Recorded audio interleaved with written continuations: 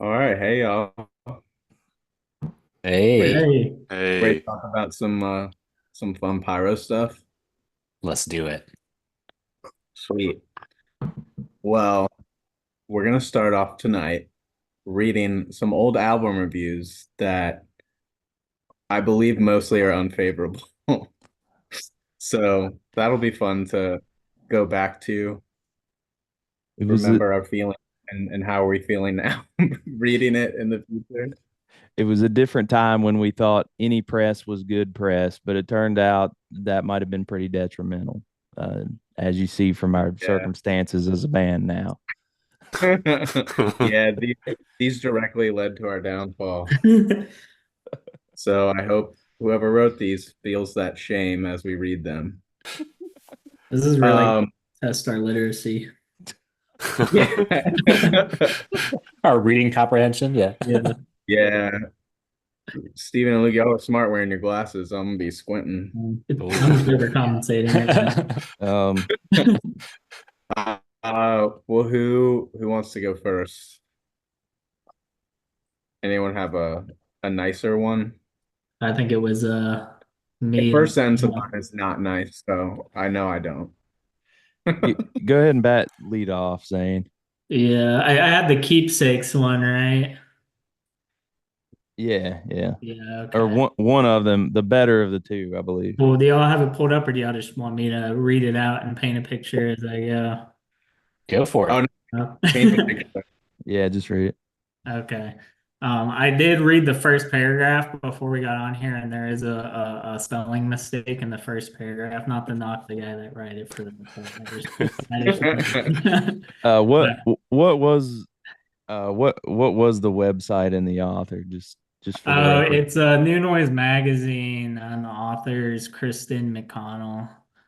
Um, What was the misspelling? the misspelling was the word steal. It's they spelled it STIL instead of STILL. So.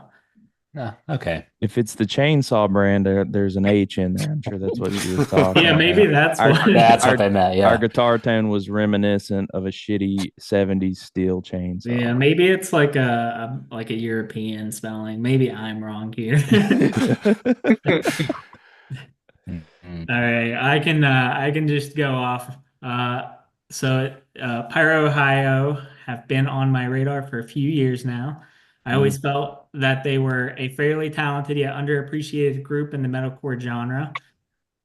Good thing so far. With the release of Keepsakes, the group seems to be aiming high in order to earn themselves more widespread attention. They are still, European spelling, a talented group of guys, and they continue to slowly build themselves up to catch the attention of music lovers worldwide. So good stuff. That's the first paragraph. On the surface, Keepsakes has every element a metalcore fan could ask for. Lyrics about love, loss, bitter rivalry, and so on. The band has a talented unclean vocalist and a clean vocalist who has a solid singing voice. So our two vocalists. Yeah, yeah. Good job. He did so good they thought it was two different guys. That's a staple. Yeah, I feel that's like we got that awesome. question a lot. Yeah, that's a compliment. That's honestly super Yeah, no, fun. I Yeah, it enjoy it. is, yeah. All right. The problem lies in the band's ability to deliver their lyrics convincingly, as well as some of the lyrical content itself. So this one kind of just takes a nosedive. The group starts off strong in the first full song. It's not my cup of tea, but I'll drink it. But they falter somewhat in maintaining some of that energy throughout the album. So second paragraph, that was, not as flattering. So here's the third paragraph. With the above said, there is no doubt that Keepsakes is a marked improvement over Pyro Ho's last EP. It's clear that all of the members have been working hard to hone their musical abilities since the group formed back in 2011. Um, Unfortunately, the band has made the same mistake as countless artists before them. They have grown to sound too much. They have grown to sound too much like other bands in their genre. They don't offer much originality in terms of themes, lyrics, or overall sound. In fact, they are remarkably similar to Micah Relocate, Alive Like Me, Misfortune, and a few others. Don't get me wrong, I do enjoy many of those bands, but at the same time, I acknowledge that they aren't exactly unique. The album simply failed to elicit any strong emotions. So this was the kinder article. This was the good one? This is the good one. Oh God. I mean that let us down softly. Like, Yeah. let our hit the Yeah. pillow. It was like a compliment sandwich almost. I Yeah. feel like they did that misspelling on purpose so that we would feel better about the article. Yeah. No, honestly appreciate that. Yeah, me too. But they weren't really wrong. Like we were listening to Microlocate so much before that. Do y'all remember why we were listening to it so much? Yes. So, Luke, I don't know, or Zane, I don't know if y'all know this Oh, story, yeah. but Luke does because he pre-ordered it. I remember. Oh, that's right. Oh, yes. The Honor Crest disaster. Yes. Yeah, yes. yeah. I know what you're talking about. Oh yeah, Honor Crest we played with a lot at the time. It was, I would say, the biggest band coming out of Virginia then, especially in our scene.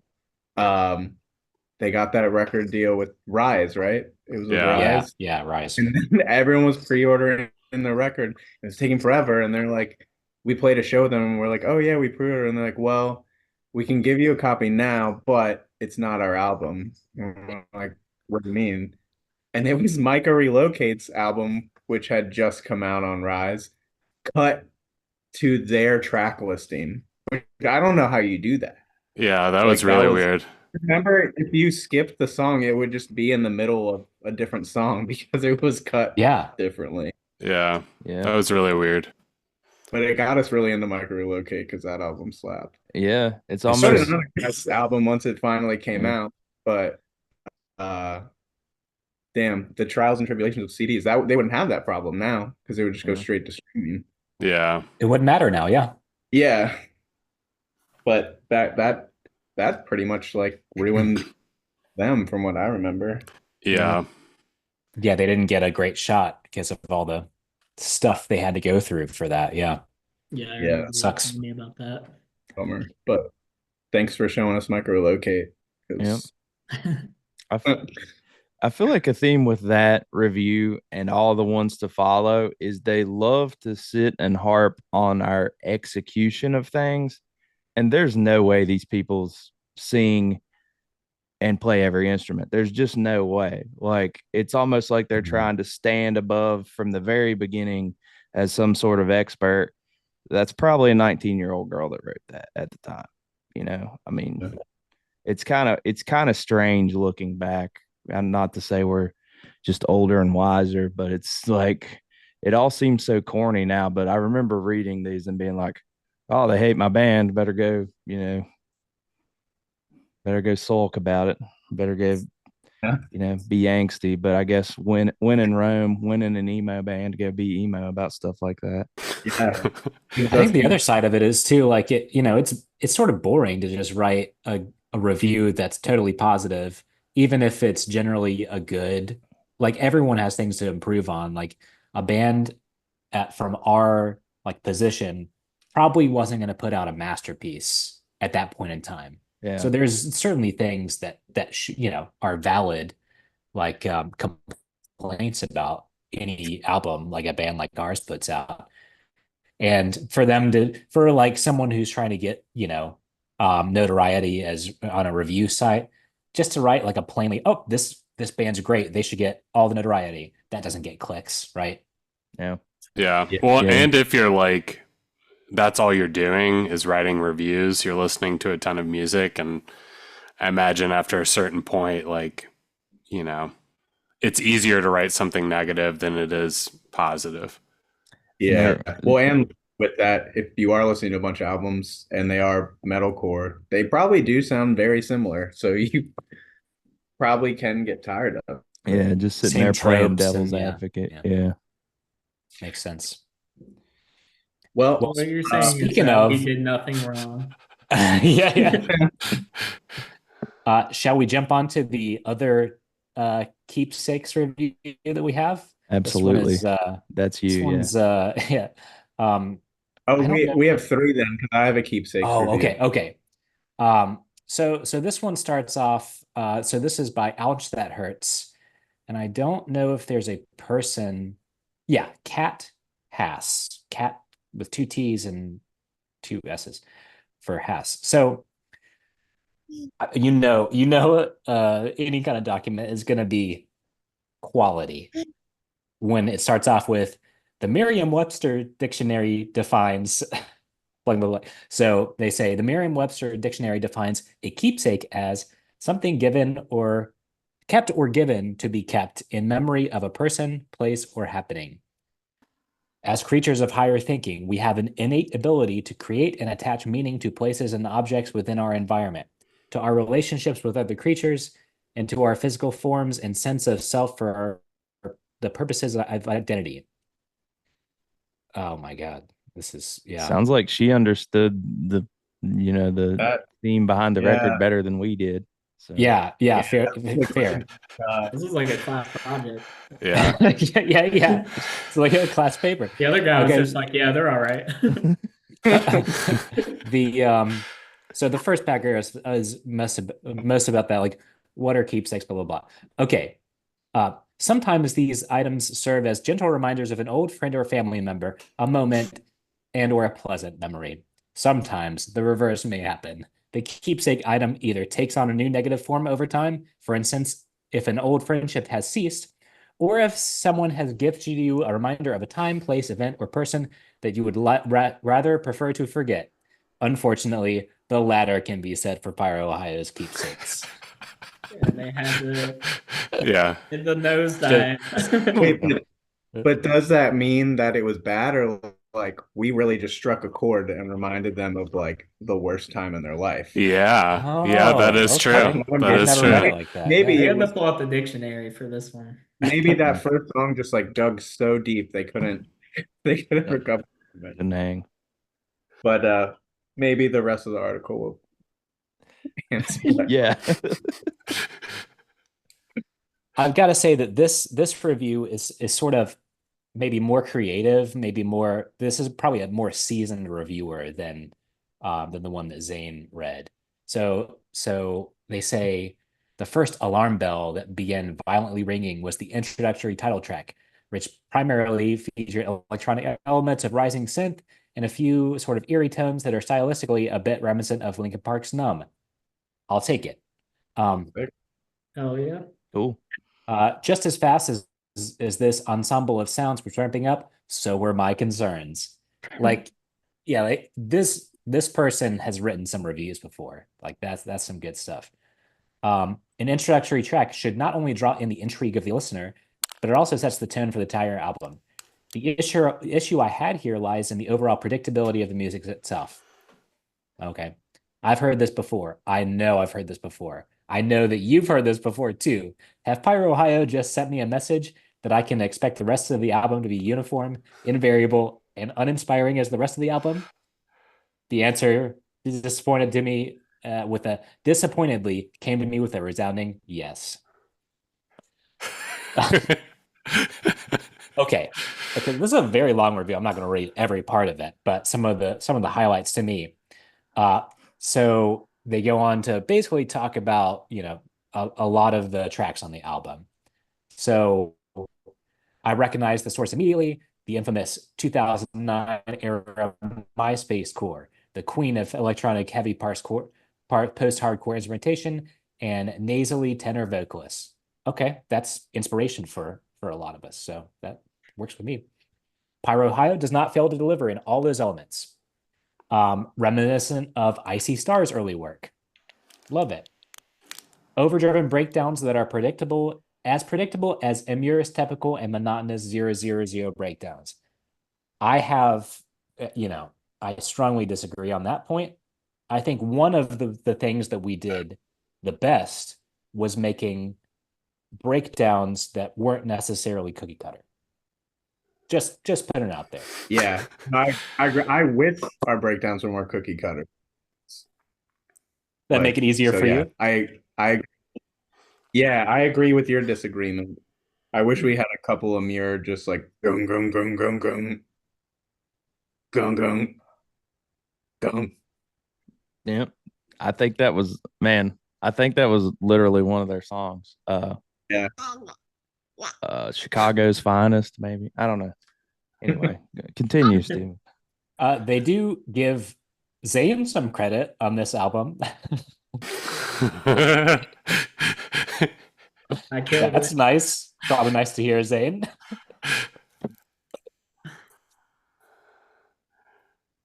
I do appreciate like how much like it is like a dump on the album to a degree, but there was like at least some time put into this review. Yes. You know, it's kind of like a book report almost. Yeah, she had taken a creative writing class for sure. Yeah. Honestly, not mad at any of it. It's just like, okay. Yeah. So they seem to like the genie should stay in the bottle. Just from reading it. So it's like Verity's sudden commanding forcefulness in his screams in the genie. And bring a darker, heavier depth to his vocal delivery. Guitarist Waylon and Noel present some excellent melodic riffs. And a word I don't know, Arias? Do you guys know what Arias mean?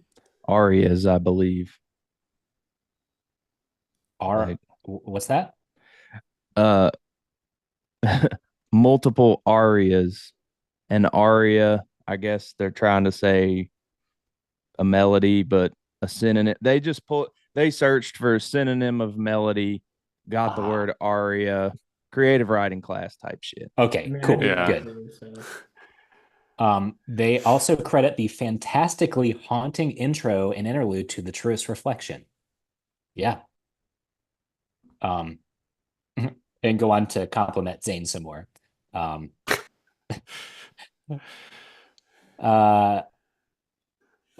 Okay. Ooh, yeah, this gets okay. So that was the highlight, maybe. Such Pyro Ohio has the capacity to perform better and deliver a better, more wholesome and effortful product. Yet time and time again chose not to. Instead, dropping on your ears an album full of tracks that are dated, monotonous to the point of indistinguishableness, and successfully preserves MySpace Core's heinous monstrosity of ridiculously and unnecessarily verbose track titles. I mean, that is fair. We do, but have everyone some misses verbose it track now. titles. We were just ahead of our time, right? Everything's cyclical. It's just silly. I don't know. Sorry, go ahead. Yeah. I mean, maybe if this was released today or 5 years from now, it would, I'm not saying it's a masterpiece or anything, but maybe it would have gone over better. Who knows? Yeah, I just don't understand the Amir comparison. There seems like a weird drop because our breakdowns never made me think of an Amir breakdown. Yeah, I agree. Yeah. So they sum up the review as, if anything, Keepsakes is a rushed, lackadaisical effort, a definite eyesore in the name of post-hardcore, as its focus is less in the maturity of the band's sound and more the preservation of an era of music that no longer resonates within its community. Our Ohio's Keepsake is a conglomerate of amateur mistakes and insultingly, in italics, egregious errors, a relic of the past that is left forgotten. 4 out of 10. What if they give us a 10 out of 10, though? Yeah, that would have been funny. That would be a plot twist. Yeah. Yes. Well, 39% of the reviews she writes are worse than that, like more harsh than that, I guess you could say. 39. Oh, yeah. Oh, this as a icing on the cake, this one got 1 comment on it. So that's, it's better than normal reviews. This is from a user called K24, whose response was LMAO. I like it. What if that was the review? That's their other account to try and get some traction on the page there. What if they were just commenting to say how good the drums were? Yeah, I mean, you nailed it on Yeah. that album. Yeah.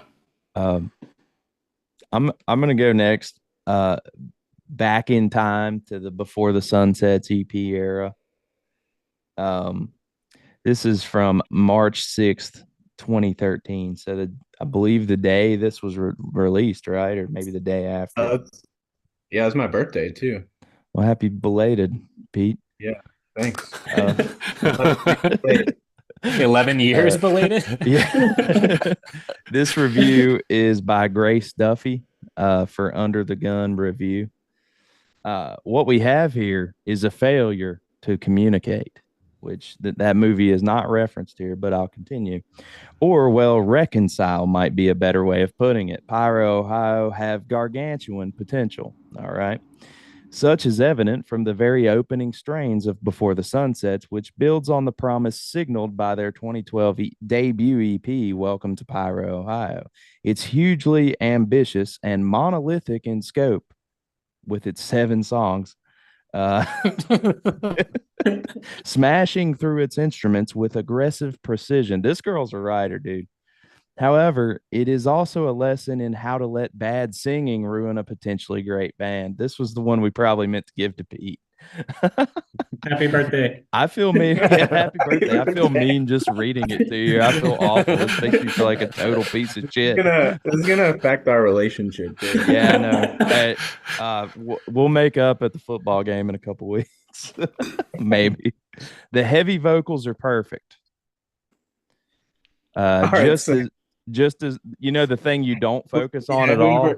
Yeah. Does this person do they know it's 2 people, or do they think it's 2 people, or do they think it's just me? I think eventually she does clarify that it's just you.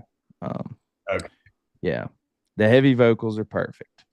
It's the clean vocals that let the side down and make an otherwise great record utterly painful to listen to at times. Essentially, Before the Sunsets feels imbalanced. The music has pace and power. The percussion is especially good, and I can see what they're aiming for in the contrasting vocals. Clean vocals can bring harmony and grace to heavier records, ensuring them more widespread appeal and making them more accessible. But there's a fine line between some poised harmonies and caterwauling, which is what you get here. Wait, what is that? Caterwauling? Yeah, Go ahead, Jake. Caterwauling. Caterwauling. This dictionary person is a friend of the last dictionary person. Vocalist Peter Verity genuinely sounds like he's straining himself towards an aneurysm, bringing to mind the old adage about notes only dogs can hear. This is messed up. Yeah. Yeah, this is pretty. Wait, is that So what is caterwauling? I don't know either. This is singer abuse. I think it's like an animal sound. It's kind of I've heard it in reference to a hound dog. So the definition of caterwaul is make a shrill howling or wailing noise like that of a cat. Oh, a cat. Okay. I prefer the hound dog, I guess. So this reviewer just doesn't like high-pitched vocals and takes it out on Pete as if it's singer abuse. Yeah. Because I've never thought of Pete as shrill. Like, he has a very smooth, not when this was coming out at the same time as Pierce the Veil records. I mean, no way, dude. Yeah. But anyway, the shock dies down on further listening, but only because your ears have likely learned to put up a protective wall of resistance. But I don't mean to be hypercritical. This failing aside, Before the Sunsets is quite magnificent and definitely worth your time and attention. After a prolonged suspenseful build, all right, this goes song by song, but basically, Priorities Lose Company is brilliant. She loved that one. It's rare to come across. I sing the highest on the whole time. Yeah, the song you sing the highest on the entire record. Yeah, that's correct. It's rare to come across music of this quality in the genre. It's heavy, but it has tone and rhythm and clarity, and it isn't content to just play the same riffs over and over as if you were, say, Amir. She doesn't say that, but it reinvents and explores And the music is richer and prouder for that, and the band win plaudits for their boldness and confidence. To have so much going on only for it to be drowned out by a guy who's one notch away from auto tune is shameful. So auto tune is a certain pitch now. It's not a way of pitch correction. Yeah, That's Apparently. yeah. that's how you get a gig writing reviews. You don't understand things like that. I think there's some backpedaling going on there. It's just like you had to like she's just talking about putting barriers up to protect you from the shitty sound, and it's like you should still listen to this though. Um, feels like Frostbite and Where Are You aren't musically amazing. I don't think softer sounds are their forte, but they have their moments, particularly the latter, which builds a good deal of atmosphere through its thoughtful guitars and driven percussion. Verity takes things down a notch, albeit only for a time, on these songs, and his voice is much more likable. This brief glimpse of restraint makes the failures on the other tracks all the more galling. There's much to love and commend here. It feels churlish to mark down before the sun sets for its one flaw. It's a seamlessly realized slice of ferocity and venom, and it displays more vision and talent than many of its peers. On this evidence, Pyro, Ohio will definitely go far, but I would suggest they mull over the proverbial fly in the ointment first. 8 Oh, of I 10. remember that part. Oh yeah. God. That's harsh as shit for an 8 of 10. Yeah. Oh, That was an 8 out of 10. 8 of 10. What? Yeah. What I didn't tell y'all is before that review, I just absolutely hammered that girl online. Sounds like it. Yeah, That was like that's what makes sense.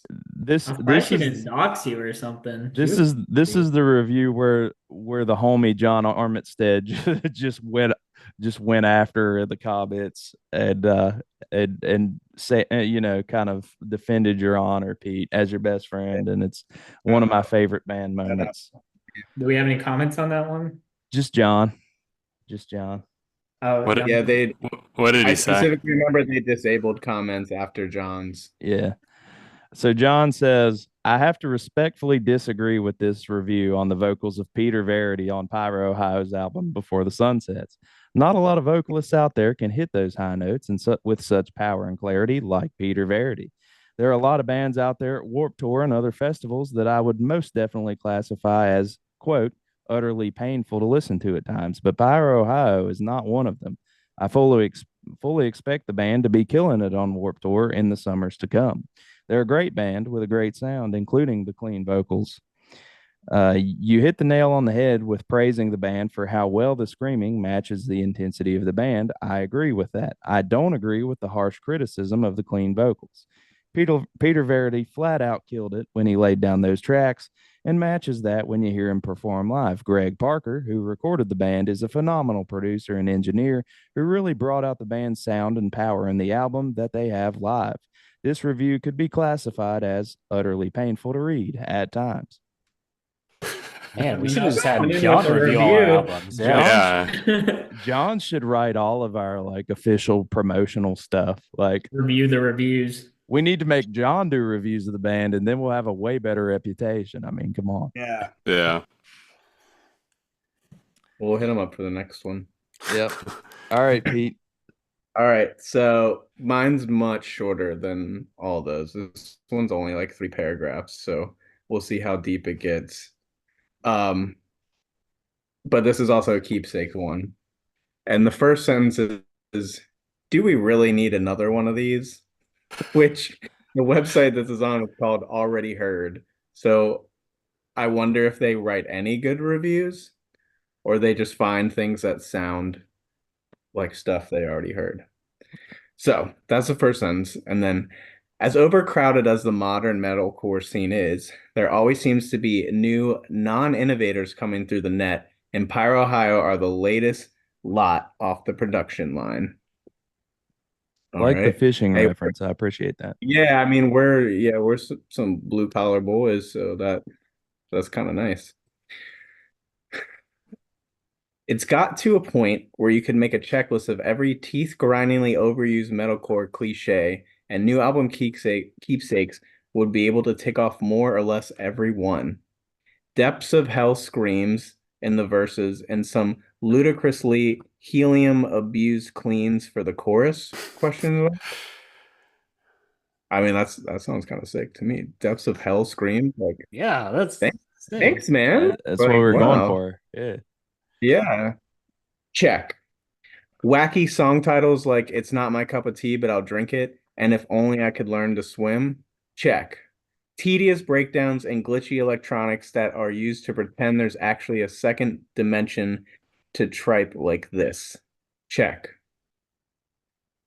Seriously, though, everything on this album has been done to death before. Credit where it's due, Pyro are all right at what they do, but when what they do is possibly the least original sound of modern times, that counts for next to nothing. They might make it to next year's Warped Tour at a push, but don't expect to hear much from them after that. Which was That's it. prophetic and exactly how our band played out after that. Yeah, review. no, they did call it. They did call it. But oh yeah, what was the last year we played Warped Tour? Was it 16? 16, yeah. Yeah. Okay. Yeah, no, he nailed it. This was November of 2015. Yeah. Crazy. But yeah, gave us 1.5 out of 5. So So the worst there one was yet. something, yeah, there's something in there they liked. But Yeah, Didn't they didn't really elaborate. mention. Yeah. yeah, there's not much going on there. They're just like heard it next.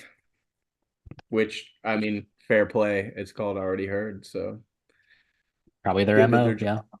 Yeah. We at least did enough to end up on these websites. Like, I think that's a small pat on the back we can derive from this. Yeah. Well, like you said, though, literally any press is good press because people are drawn to shit that people say is terrible too. They're like, this is that bad. Like, I gotta hear how bad this is. Yeah. Yeah. Hear that caterwauling. I'm Our here for the newest song title.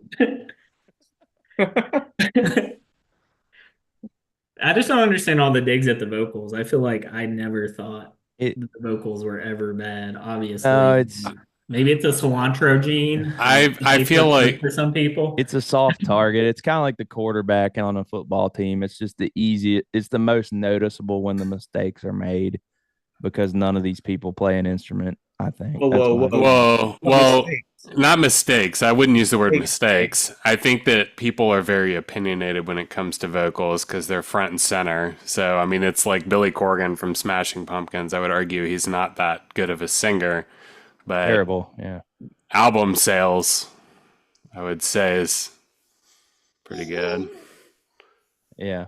Well, I didn't. Man, I'm not bashing on you again, Pete. I was just, Whatever, man. You read that really review. That one review is secretly written by Jake. Yeah. Oh no. When it all comes written by out. Jake. I wouldn't do that to you. His original burner account. Yeah. He's the only one that knows what caterwauling means. That's Yeah, I was like, true. that sounds like a kind of country slang. Yeah. We got you. Yeah. All right, this turned into my roast. So, Luke, why don't you read the next review, please? All right. I'm not going to read all of it. I'll give the highlights. This compilation collects indie, metalcore, pop punk, and miscellaneous bands to pay homage to CCR. Like most compilations of the kind, it contains a few great tunes, a few horrible ones, and a bunch in the middle. So like it ends up mentioning some of the other bands and the songs they covered. For us specifically, we get half of a sentence. So it's Fox and Cats lay down a fairly unconvincing pop punk take on Have You Ever Seen the Rain, while Pyro offer up a legitimately atrocious metalcore rendition of Up Around the Bend. Ooh. And that's all we get. I think this cover is underrated, honestly. I agree. Also, is that the first time anyone ever called us metalcore? I don't know. Was this before or after Before Sunsets? This was after Before the Sunsets. Yeah, this was when we recorded Did I mention I'm a hypocrite? That's right. That's Hmm. yeah. Yeah, because I don't think we're really metalcore yet, so thanks. Yeah. Well, I think it was in comparison. Do you guys remember the rest of the compilation? Like, we were the only band on there Yeah, that we had screams. didn't put Oh, yeah. Yeah, like the rest of them were like alternative bands, and then like You Got Us, where it was like, some pretty heavy screams, and then we had that pretty. I like the breakdown at the end of that one that we threw in there. Yeah, how many bands would put a breakdown in a CCR cover to begin with? I feel like we really outdid ourselves on that one, man.